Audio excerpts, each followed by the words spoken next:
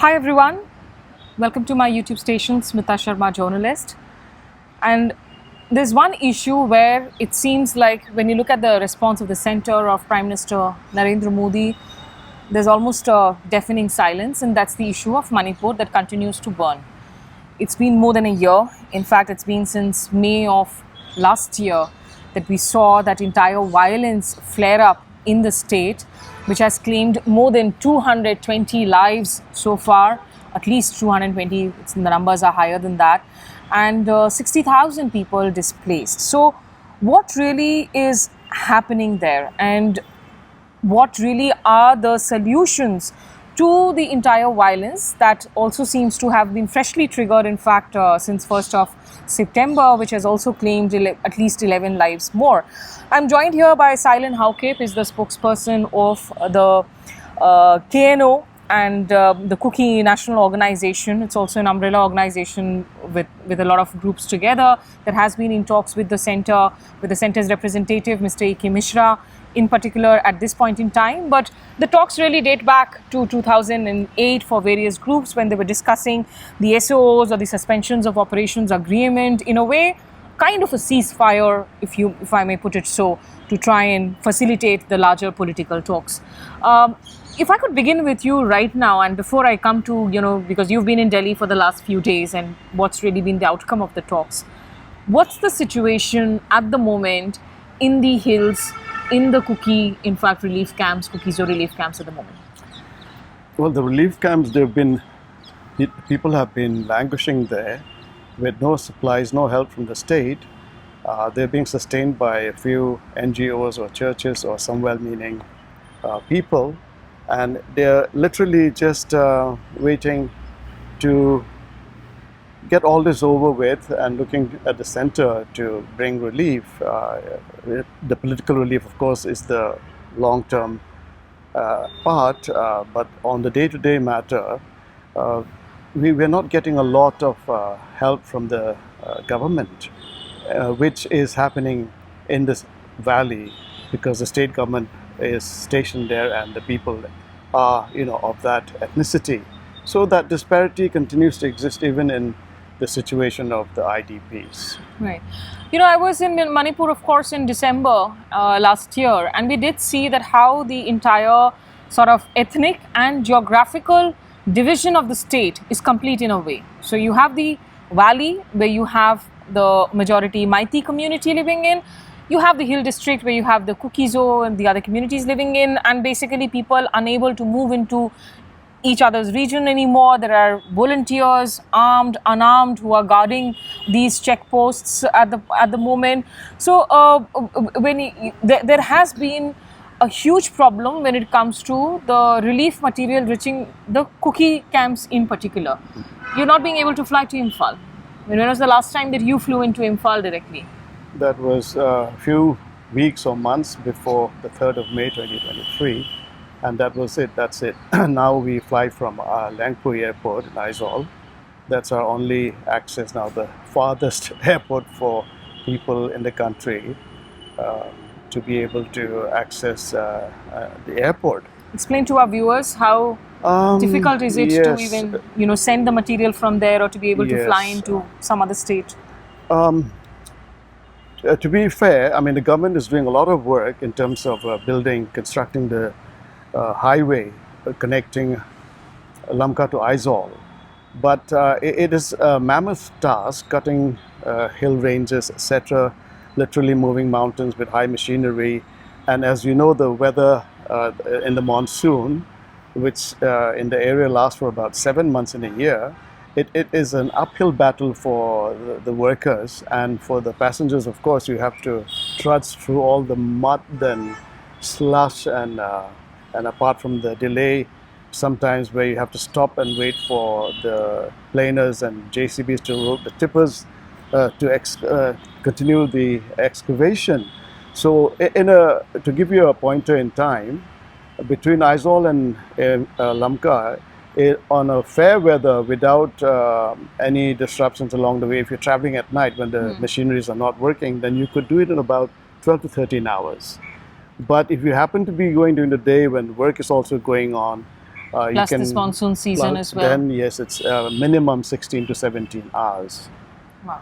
There's an alternative route, the Tipaimuk Road, which has metal top road, but it's narrow, but you have a major issue of there not being a bridge on the Tipaimuk River, and government has not done anything about that for all these years. And there you have to, if you're on a vehicle, you have to wait your turn to board. There's makeshift wooden boats being tied together and bamboo planks, bamboos and wooden planks being put on top. They're tied with some kind of plastic rope, and you have to drive up. But you have to do that too, in the sense you have to wait till the riverbed is at a particular level. So it's a tough situation. I mean, tough would be an understatement here. Yeah. But in terms of those who have been displaced, and you can continue to have your coffee too while we talk, because obviously I did visit the relief camps on both the hillside and the valley side, and look, at the end of the day, the victims of violence are suffering on both sides. But what do you see as the future of these displaced people? Do you see them being able to, so many homes have been burnt down, there are essentially no homes to return to. What do you see as their future? Yes, no homes to return to is an understatement, really. Even if the homes were not razed to the ground in Imphal for us, for example, even if the buildings, the homes were intact, there's no way we could physically go back there and inhabit those houses or live in that area ever again. So the disconnect with the valley and the hills is complete, as you mentioned earlier.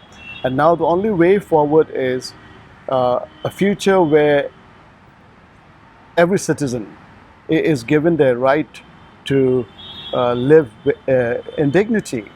And right now, as you know, we have been ethnically cleansed from the valley, and they claim we have done the same in the hills. And I think, to be fair, there are three pockets where the Meiteis in the hills, not in the Naga areas, they're not there. They're only in the Kuki areas, Kukisu areas.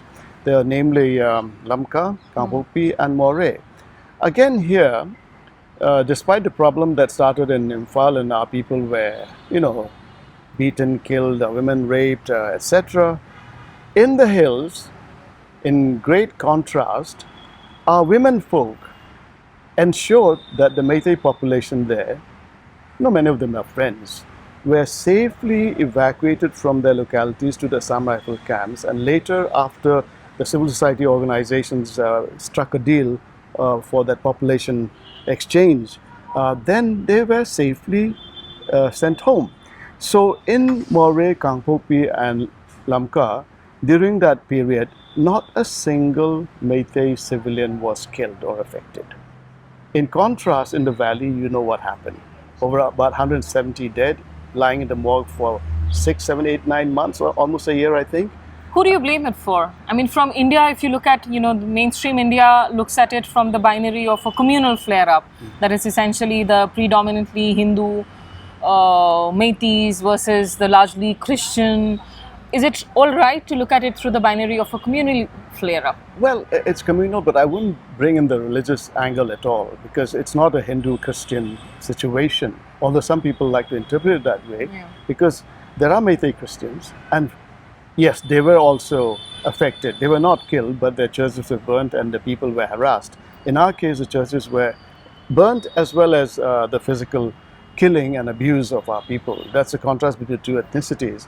Communal, yes, but in that communal situation, the Meitei did not harm the Meitei Christians physically, except burn their church. In that sense, it's a religious sentiment at work. But with the Kukis, it's not only the churches, but the physical as well. So that's where it's not only ethnic cleansing, but it's genocide. Meiteis didn't kill their people. There's no genocide among the Meitei people. I mean, it's not like Meitei people haven't died. Meitei people have been killed. They have died, and if you look at the death of the Meitei side, it's only when they cross the buffer zone. There are no deaths of Meiteis created by the Kukis in the valley whatsoever. All their deaths, if you can account for them, I'm sure there are statistics, they have all died when they tried to cross the buffer zone to come and continue to kill and burn. See, after the 3rd of May, when our people had been moved out from Imphal, in the next week or so. Uh, the state forces led the Meitei mobs and the militant outfits to penetrate into the hills despite the army being there. And since the border is long and porous, there were many points where they succeeded, and over 200 or so villages in that periphery, hamlets really, houses of maybe 30, 40 in one, they were completely razed. Let me, here also make a point very unequivocally that at the end of the day, every single life lost in this conflict, whether it's Meitei or it's Kuki, it's absolutely condemnable. It's absolutely unfortunate and tragic, because for me, honestly, as a journalist here in Delhi, whether you are Meitei Manipuri, whether you are a Kuki-Zo Manipuri, you are an Indian citizen. And to see an Indian state going up in flames like this is absolutely uncalled for. But, while you talk about the Meitei militant groups, at the end of the day, even the KNO is an insurgent group. And Yes. there is the civilian bunkers, the so-called civilian bunkers that we're talking about, these have all armed young boys in 14 years, 15 years old, which is so worrisome. So where are the guns coming in from? You're absolutely right in that respect. We are an armed organization. The government knows that, and we have designated camps where our cadres are to be lodged, and also weapons, apart from those to be permitted for guarding the camp, are under double lock and key. Now, we are an armed group for reasons we'll not go into it now, but we are accounted for with the government because we're in dialogue with them. We have an SOO agreement, we have ground rules to follow. Now, on the other hand, the other side, there's one group that has come to some kind of agreement with the government of India, but they have not been lodged in designated You're talking camps. about the Arambai Tengu? No, the UNLF P group. Okay. And they are not in camps. Their guns are still with them. They are roaming the valley on gypsies and whatnot. So the difference is, two sides are armed. We are a declared entity that the government knows. We are legit in that sense. And our weapons are there not against India. We are not secessionists. We are there to protect ourselves from aggression such as is going on now. So the difference is distinct. We cannot put the two on a similar plane. You're not looking for secessionism, you're looking for a separate administration? We are looking for constitutional safeguards, and SA is, a vague term to use. We have initially, of course, it came out as SA by the civilian groups, but those in SOO who are in actual dialogue with the government, we have defined SOO as union territory with legislature, which is constitutional again. So we are integrationists, we are not secessionists. But if you look at large sections of the society there, particularly, of course, the Meitei, they've also painted the narcotics and the drug trade. It's a poppy cultivation belt, the Golden Triangle with Myanmar, that this is essentially being run by Kuki-Zo community. They've said that you've also been actually, the Kuki community has been called as narco-terrorists. Yes, by people they have there. called us all sorts of things. They have called us monkeys as well. But are we? That's for, the press and all concerned, the right, entity, authority to verify. We cannot be what they call us just because they call us. Like I call somebody X, Y, Z, doesn't mean that they are. These are, in my opinion, if you ask me why they call you that, I can answer. But in terms of their allegations, they're free to use all sorts of, expletives as they like. And my concern more is, why are they calling us all that? You see, from the 3rd of May, the state government, by omission or commission, have,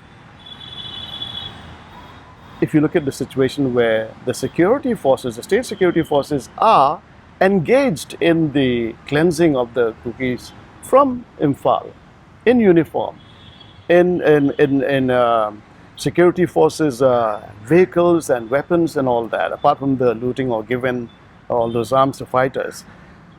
But, look at that in contrast to us, who are SOO groups who have signed an agreement with the government, and we don't use our guns against innocent Meiteis since the war erupted also. The front lines are being guarded by the village volunteers. They're using licensed guns, and so the casualty is always heavier on our side, because you're not only fighting Arambai Tengal militants who are not supposed to be wielding weapons, but they have also looted, and they've got looted or whatever, they've got the guns.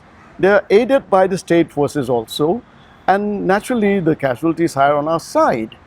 And that itself is, self-explanatory. How much of this war is actually being fueled by the narco war? Who's gaining out of the narco? What is the narco war? What do they mean? They're alleging that the Kukis are engaged in narcotics, and from that money they are buying weapons. Is that a lie? It is a lie. Where is the proof that we are engaged in narco-terrorism in terms of funding our weapons? Our weapons have been there already. Okay. So it's something. It is a label used by the state government as well as the civil society organization. But I think it has been documented pretty well over a lot of investigative reports. Absolutely. All the documentations are by the government. And Delhi is fed by the official state government publicity department. And 80% of the input is from the police. What do you think they're going to say? You had a police officer who also actually put the suspicion net over the chief minister's family itself by coming and giving a statement that was a huge furor. That has been there for a long time. And those are just, again... But those reports were latched up by the Kukizo community. Naturally. But the point is, these are allegations to, in my view, to justify the exercise of the state forces against us. Okay. So, with this large amount of trust deficit, and which is completely broken, you've been in talks, and you were also one of the voices, if I'm not mistaken, 2008, 2009, when the ESO's agreement started, and you got into the talks of actually asking for the Kukizo community to give the BJP a chance.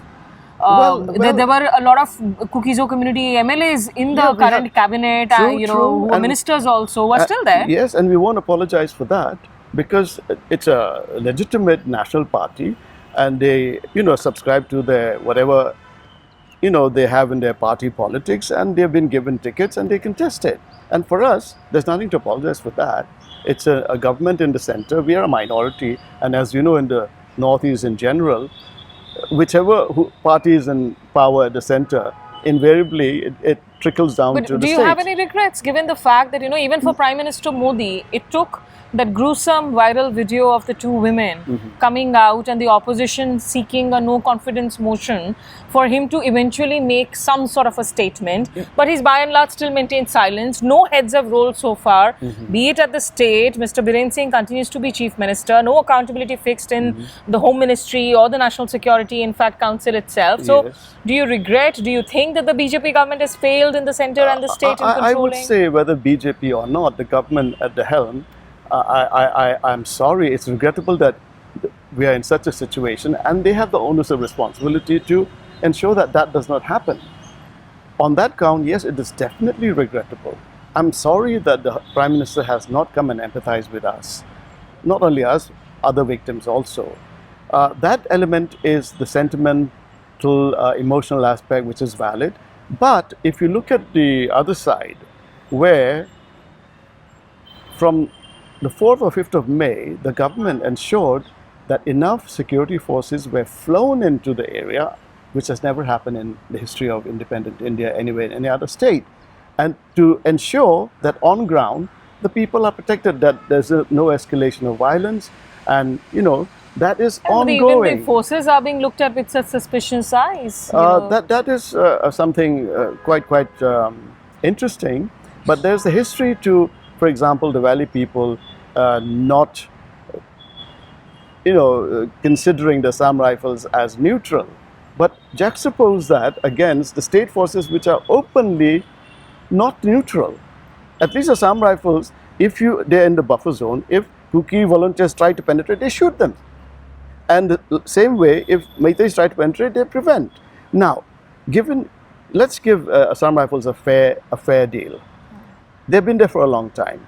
And since the trouble started, when there are protests in the Imphal Valley against the Assam Rifles, have the Assam Rifles ever fired a single shot against the Mayapaibi or the other protesters? No.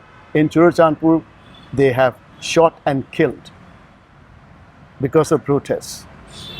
So who is fair towards who? We should be hating the Assam Rifles, but we still trust them when you look at the state forces who are openly, totally together to kill us. Assam Rifle is not doing that. So, do you think Biren Singh should continue as Chief Minister? Does him continuing as Chief Minister help because the forces report to him? No, I mean, because he is as leader of the state, responsible for the whole mess. If something good have happened, the credit should go to him. Now the mayhem, the whole, situation, he has to take the blame So why for is it. he still in power then? That you have to ask the BJP government. So coming to the talks in the centre then, you've held again the fresh round of meetings as well.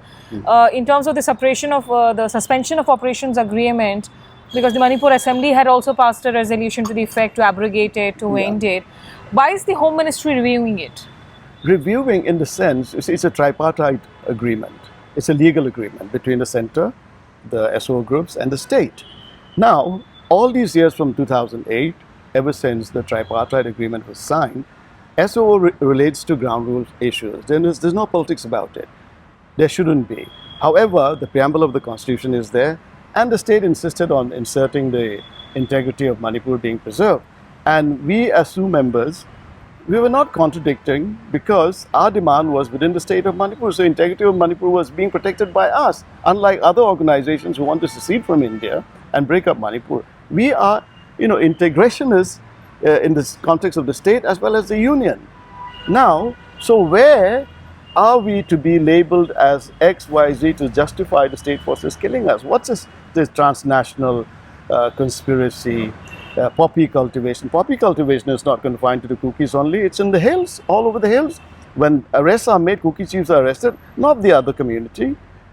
And when the 3rd May peaceful rally took place in all the hill districts, why are the Kukis alone being picked out in Imphal? Okay. So, I mean, you're pointing, of course, to a larger sort of a scheme and conspiracy and a plan perhaps to also sort of monopolize or dominate the trade, the cultivation. But, has the Home Ministry laid down the ground rules for violations? Yes, it's been established since 2008. It means... Are there any fresh additions that have been made to it now? It's still in process. We haven't concluded the next extension officially because the state government has abrogated it unilaterally. And their reason for abrogating is SOs have violated ground rules. Now, on 3rd May, see, ground rules applies to both security forces as well as us. Who were the forces leading the mob against the Kukis? They violated SO ground rules big time. But the recent incident that happened where they said that there were allegations of a drone bomb being used in the splinters. We simply don't have that technology. Issued a press release saying that, of course, it's been done. Kuki has done that. It's actually caused by a bullet injury, and it's not because it has come out. But was that enlisted? Was that allegation of a drone bomb enlisted as a ground violation? See, no, it hasn't come to that yet because the talks with regard to the extension is still in process. We had one meeting and we are supposed to have another, but from 1st of September, which coincides with the audio tape leak and the fact that SO extension meeting was resumed after 29th of February. So it all seems orchestrated, this 1st of September until, this very day of aggression, etc., which was not there for the past 3 months.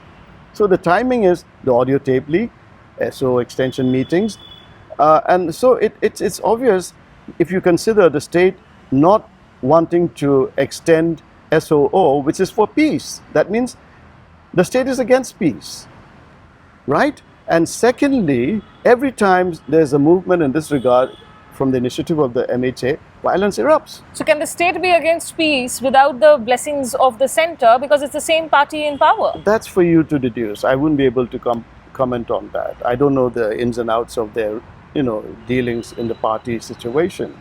We can only say that Government of India called us for extension of peace when it was due for extension last July and last February. We went, the state didn't come. So we are compliant, we are for peace. The state did not come for reasons they stated as ground rules violations by the cadres. What about the violations of the state forces of the ground rules? And now you know that on the 24th of January at Kangla, the Arambai Tengol summoned these legislators, including the Rajya Sabha MP, and made them sign on 4 or 5 issues. It includes abrogation of SOO. So essentially, from our point of view, the State Assembly is following the diktat of the Rambai Tengal. And it was something that was, of course, also reported in the large sections of Delhi print media for sure, and criticized as well, of basically the state being dictated by an armed militia. But just a final question then, how and when do you see trust being rebuilt between the ethnic communities? I mean, it depends how much time you allow me on that. If I give you a stint, it will answer part of your question. It might not be, complete, but it depends how much you want me to say. Briefly. It's a big question. It cannot be answered just with a flip. Are there any community dialogues happening at the local levels? Those see, individually, let me be honest, there are Meiteis who are sane. They have good friends in the hills, and likewise, there are a lot of sensible people like such in both communities. After all, we lived together for generations. It's a handful of people, a pocket, which is stirring up things for interests that serves them and is able to influence the wider ethnic community in certain respects, and the media is doing a lot to fuel that. So, civil society is coming together. They will not be able to do much because for Imphal, for example, Rambai Tengal Kokomi have openly, officially stated to annihilate all cookies. So any civil society from the valley side who might want to talk peace, these guys will not let them go ahead. It's against their interests.